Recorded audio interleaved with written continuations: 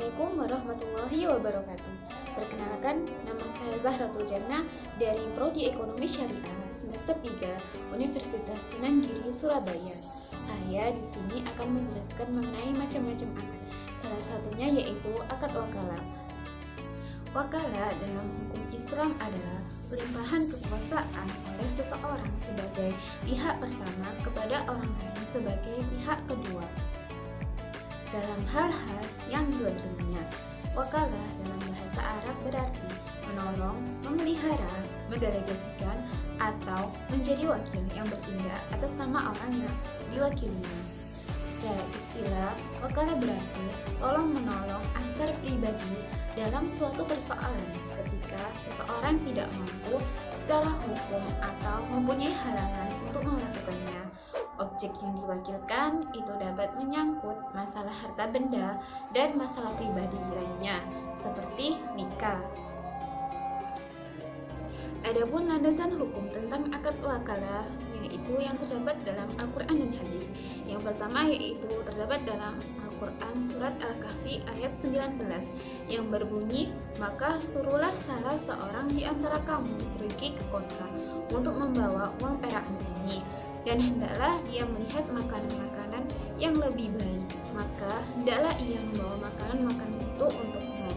Kemudian yaitu surat An-Nisa ayat 35 yang artinya, maka suruhlah juru damai atau hakam dari keluarga pihak laki-laki dan juru damai atau hakam dari pihak perempuan. Kemudian adapun hadis yang menerangkan tentang akad wakalah yaitu hadis tentang Rasulullah Shallallahu Alaihi Wasallam yang mengutus seorang pemungut zakat untuk memungut zakat. Hadis tersebut diriwayatkan oleh Imam Bukhari dan Imam Muslim. Kemudian yaitu hadis penunjukan Amr bin Umayyah Ad-Damiri sebagai wakilnya dalam menerima nikah Ummu Habibah binti Abu Sufyan. Hadis tersebut diriwayatkan oleh Abu Dawud. Selanjutnya yaitu saya akan membahas mengenai rukun dan syarat yang ada di dalam wakalah. Menurut WFI, rukun dan syarat yang harus dipenuhi antara lain. Rukun yang pertama yaitu orang yang memberi kuasa atau al-muwakil memiliki syarat-syarat.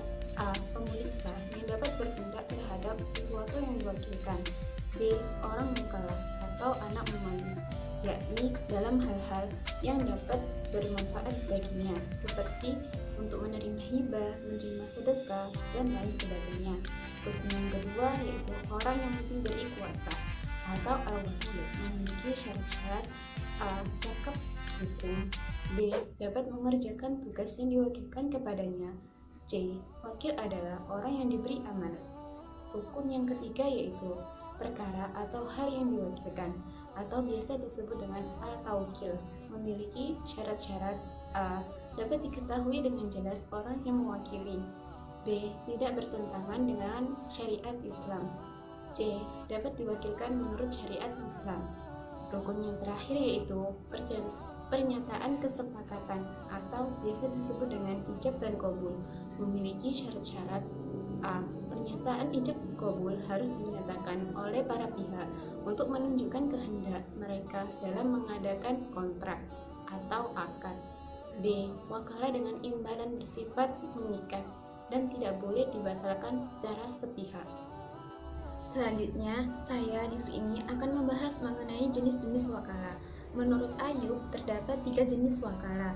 Yang pertama yaitu al-wakalah al-khoso, adalah prosesi pendelegasian wewenang untuk menggantikan suatu posisi pekerjaan yang bersifat spesifik, dan spesifikasinya pun telah jelas, seperti hanya membeli Honda tipe X atau menjadi advokat untuk menyelesaikan suatu kasus tertentu. Yang kedua yaitu al-wakalah al-amma, adalah prosesi pendelegasian wewenang bersifat umum tanpa adanya spesifikasi, seperti belikanlah aku mobil apa saja yang kamu temui. Yang terakhir yaitu al-wakalah al-muqayyado dan al-wakalah al-mutlaqo, adalah akad di mana wewenang dan tindakan si wakil dibatasi dengan syarat-syarat tertentu. Misalnya, juallah mobilku dengan harga 100 juta jika kontan dan 150 juta jika kredit. Sedangkan al-wakalah al-mutlaqo adalah akad wakalah di mana wewenang dan wakil tidak dibatasi dengan syarat atau kaidah tertentu. Misalnya, jualah mobil ini tanpa menyebutkan harga yang diinginkan. Selanjutnya, untuk lebih jelas mengenai wakalah, mari kita saksikan video berikut ini. Waalaikumsalam, Za. Kamu lagi sibuk ya hari ini? Enggak sibuk. Kalau gitu ikut aku mau nggak? Kemana, Za? Ke rumah. Ngapain? Oh, aku ada perlu. Aku mau minta tolong jualin HP-ku yang itu, yang kemarin aku beli soalnya nggak cocok. Oh, ya nggak apa-apa, Za. Nanti aku bantu jualin ya. Terus itu HP-nya harganya kan 3 juta.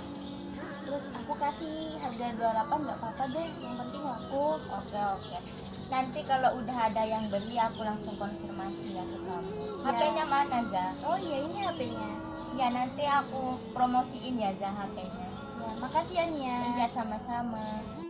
Selamat pagi, ada yang bisa saya bantu? Iya, saya mau bayar administrasi. Sebentar, selamat dibantu Mbak. Ya. Tujuan administrasinya kemana? Ke kampus Surabaya. Dengan total berapa juta? 1 juta. Oh ya, sebentar saya ngecek dulu ya. Ini daftar bukunya. Ya, saya lihat dulu ya. Terima kasih. Ya, sama-sama. Sekian pemaparan materi saya kali ini mengenai akad wakalah. Kurang lebihnya saya mohon maaf, dan sebelum berakhir di sini saya ingin memberitahu informasi sedikit mengenai ekonomi syariah. Apabila kalian berminat dalam program studi tersebut, kalian bisa mengambil program studi tersebut di Universitas Sunan Giri Surabaya. Selain karena program studi tersebut memiliki prospek kerja yang bagus, kalian di sana juga akan dibimbing oleh dosen-dosen yang sangat berpengalaman dalam bidangnya. Kalian kalau ingin mengetahui lebih lanjut mengenai program studi tersebut yang ada di Universitas Sunan Giri Surabaya, kalian bisa mengunjungi websitenya yaitu di unsuri.ac.id atau mengunjungi Instagramnya yaitu di unsuri_sby. Sekian dari saya, terima kasih. Wassalamualaikum warahmatullahi wabarakatuh.